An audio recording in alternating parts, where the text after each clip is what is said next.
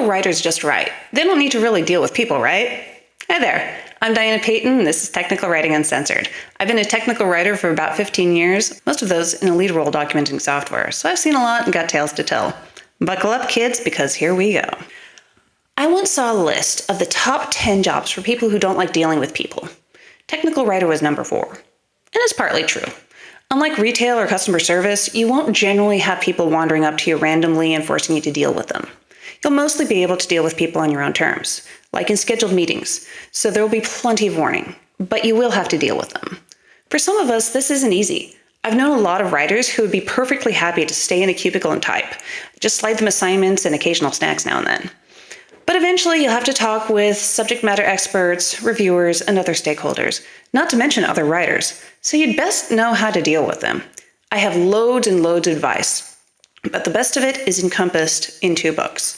The first is How to Win Friends and Influence People by Dale Carnegie. It's the book of societal rules for the socially awkward. If you have trouble with people, if they just don't make sense, then read this. And then read it again, at least once a year to refresh yourself. It will help.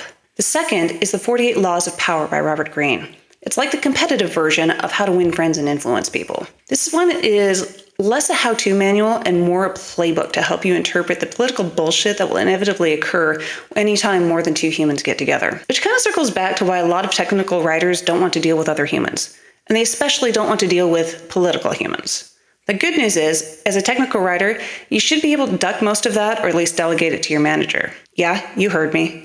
The bad news is, if you're the lead or manager, like I have been for most of my career, then you not only have to navigate it for yourself, but on behalf of your team. So you'd best be prepared.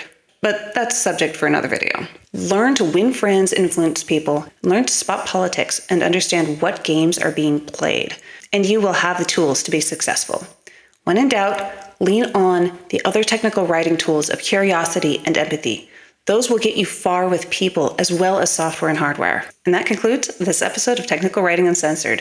If you enjoyed this video, or if you feel like I'm full of shit, feel free to leave a comment below and let me know what you think.